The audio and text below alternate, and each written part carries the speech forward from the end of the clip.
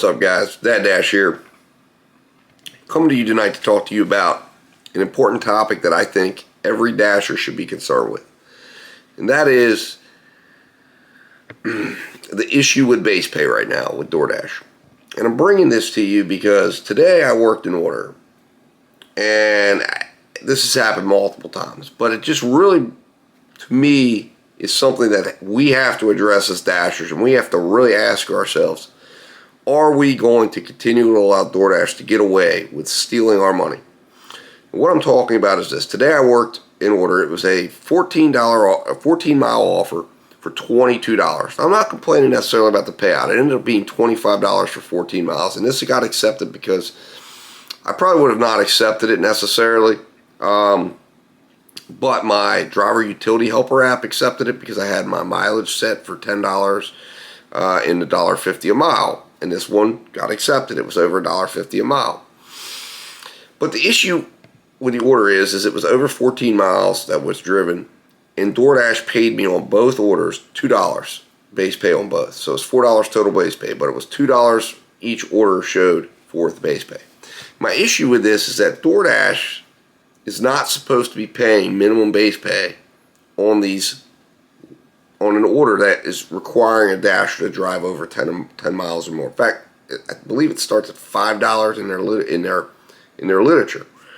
And the issue at hand here is that DoorDash's own literature, its own policy, states that they will pay more, that they're supposed to be paying an elevated base pay. They state that there's three things that determines Dasher pay: time on order, mileage of order, or distance on order, and desirability.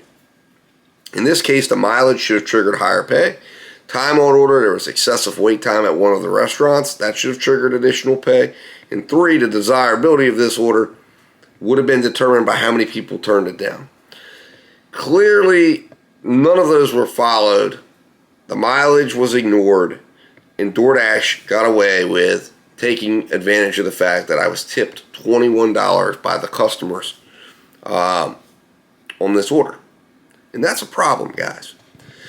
The issue at hand that this brings into effect, I think, really brings to light the entirety of the issue that DoorDash is doing right now with all the different programs and pilots, with the Diamond program, with the Top Dasher program, with the idea that we should be continuing to accept low-paying orders and focus simply on tips, when the real issue here is that DoorDash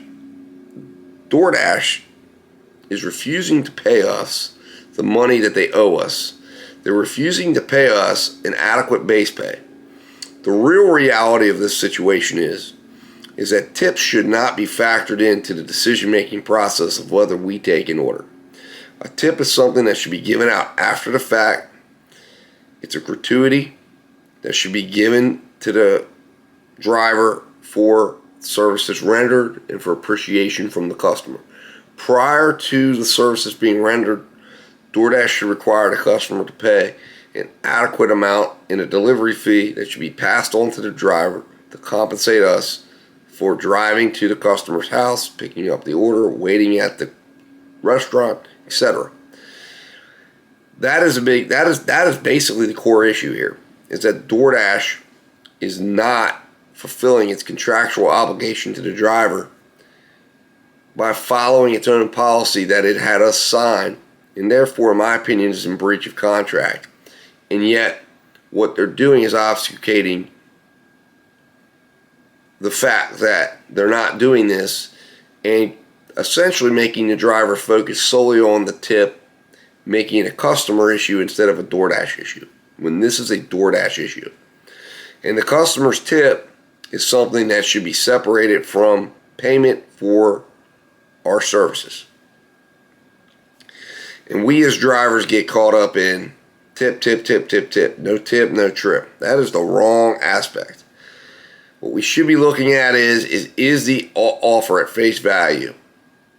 Does it offer a representative value to the driver to complete that order? If it does not, we should decline it, tell DoorDash we're not working for that amount, and offer something else. And until we find a valuable offer, that order goes back into the pool, and DoorDash can trigger the desirability clause and raise the pay. They can even reoffer it to a driver if they want to. I've seen it happen. But the bottom line is this, is we have to demand from DoorDash and any of the gig apps out there that they provide an offer that represents a value to us. There's only one way we do that, and that is to not be afraid to hit the decline button and communicate that. When the decline now movement occurred,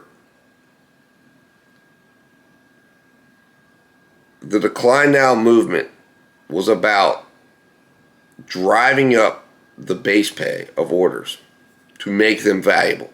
We've lost that purpose. We've forgotten that purpose. DoorDash has tried to figure out how can they get drivers to hit accept and not worry about whether or not it represents a good value for them and their time. And how can we do that without having to make them employees to force them to hit the accept button on non-valuable orders? And what they figure out how to do it is to figure out by offering perceived value in the fact that they're giving you priority. Priority is nothing. Priority simply means you get to see an offer before someone else does when there's an overabundance of dashers. When there isn't, when it's crowded, when it's busy, you will see the offers that come in. You will have enough offers that should represent value to you. And if you don't, send it back. If we do that, if we go back to our core principles of using that decline button to communicate to DoorDash when they're not sending us a valuable order, we will create a market of valuable orders for ourselves, and we will force DoorDash and any other app to raise the value of that order, either by encouraging customers to tip more if that's how they want to go after it and continue to show us tips, or by asking the customer to pay more for the service of having their food delivered. But either way, the apps will be forced to ensure we are paid what we believe is a fair value for our time and services that we're going to render. If we continue to accept orders that don't represent a good value, that will never happen. That is DoorDash's goal. And it starts with addressing the issue of DoorDash not even following its own pay policy. And it starts with every dasher that sees this issue. I'm sure there are a lot of you out there. I'm sure everyone sees it. Call support. Point out that the pay wasn't followed. Ask them if there's why. I did that today. And they said they didn't know why. They were going to look into it. I didn't ask for more pay. I didn't complain about it. I decided I wanted to point it out. They said they would look into it. They would make it aware. They put a ticket in. And supposedly I'm reading an email on. And I'll let you know, everyone know on the channel if I hear anything or anything comes of it. But the point is, they need to know we know. We need to make them aware. And if we do, we may see change. The other thing we need to do is we need to utilize that decline button. Anyways, guys, these are some thoughts I had from experience I had today. I wanted to share it with you guys. I wanted to get your thoughts on it. And I want to start a discussion, hopefully. Use the comment sections. This is out to everybody. I'm not blasting anyone. If you're a top dasher, that's fine. You belong here as well, because you should deserve to get paid your full wage as well as a cherry picker, as well as a multi-apper, whoever. This is to everybody that works on the DoorDash platform. Guys, thanks for watching. If you're not subscribed, hit that subscribe button. Like this video. Share this video so more people can see it. We can get more perspectives.